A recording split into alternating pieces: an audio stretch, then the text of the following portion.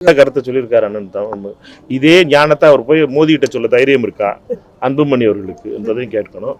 ஏனென்றால் மோதிக்கு ஓட்டு போடுறதுக்கு இப்போ போய் ஓட்டு போடுவாங்க, அவருக்கு ஓட்டு கிடையாதோ, துணை ஜனாதிபதிக்கு அன்புமணிக்கு ஓட்டு கிடையாது இதில். அதனால ஓட்டு இருக்கிற வரைக்கும் மோதிக்கு ஜாலரா அடித்து கொண்டிருந்த பாமக அப்பொழுது ஏன் மோடி அரசிடம் ஜாதிவாரி கணக்கு இந்தியா முழுவதும் எடுக்க வேண்டும் என்று ராகுல் காந்தி அவர்கள் சொல்லும் பொழுது அப்போ சொல்ல ஏன் தைரியம் இல்லாமல் போச்சான அன்புமணி அவர்களுக்கு? ஏன் சிபிஐ பிரச்சனையா, மருத்துவ சீட்டில் நடந்த பிரச்சனை, மருத்துவக் கல்லூரி அனுமதியில் நடந்திருக்கிற அந்த சிபிஐ கேஸ் இன்னும் பெண்டிங்கில் இருக்கு, அதுதான் பிரச்சனையா? எப்போ தன்னுடைய பிரச்சனை வரும்போது மட்டும் சமூக நீதி ஞாபகத்துக்கு வராது. மற்றவர்கள் ஒரு ஜனநாயகத்தை காப்பதற்காக பீகாரில் நடக்கின்ற யாத்திரைக்கும் வாக்கு திருட்டு ஓட்டுச்சோரியிலிருந்து இந்தியாவை காப்பாற்ற வேணும், பீகாரை காப்பாற்றணும்னு சொல்லி தமிழக முதலமைச்சர் பங்கு கொண்டா அந்த நேரத்தில் ஒரு போலியான சமூக நீதியாக பீகாரில்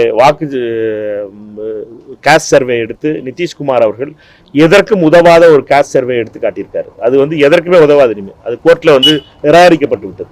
அங்கே போய் ஒரு போலியான கேஸ்ட் சர்வேயை போய் காப்பி அடிச்சுட்டு வரணும்னு சொல்கிறாரு அன்புமணி அவர்கள். இவரை பொறுத்த மட்டும் இல்லை, டாக்டர் ராமதாஸ்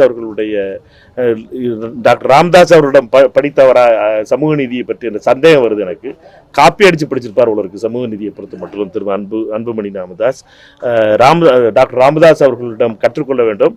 அவரை பொறுத்த மட்டும் இல்லை, இதில் எந்த சமூக நீதி நியாயமான சமூக நீதி என்பது அவருக்கு தெரியும். பீகாரில் நடந்தது வெறும் ஏமாற்று வேலை, நிதிஷ்குமார் செய்தது ஏமாற்று வேலை. அவர் எடுத்த சமூக நீதி சர்வே என்பது, காஸ்ட் சென்சஸ் என்பது எந்த விதத்திற்கும் உபயோகமில்லாதாக மாறிவிட்டது பீகாருக்கு என்பது அனைவருக்கும் தெரிந்த ஒன்று.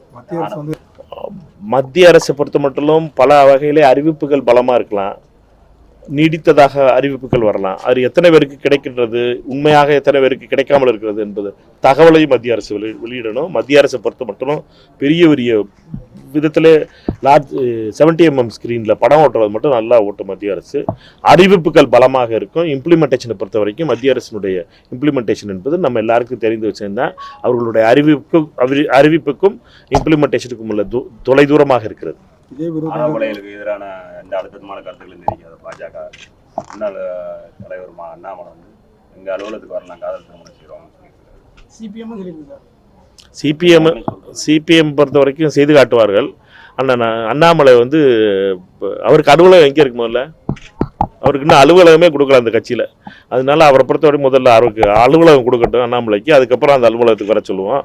அவரை பொறுத்த மட்டும் பாஜகவை பொறுத்த மட்டும் ஆணவ கொலைக்கு ஆதரவாக இருக்கின்ற ஒரே கட்சி என்பது பாஜக தான். பாஜகவும் RSSனுடைய சிந்தனை என்பது ஆணவ கொலைகளை அதிகரிக்கக்கூடிய, அதுவும் காக்கின்ற ஒரு அமைப்பாக RSSும் பாஜகவும் திகழ்கின்றன.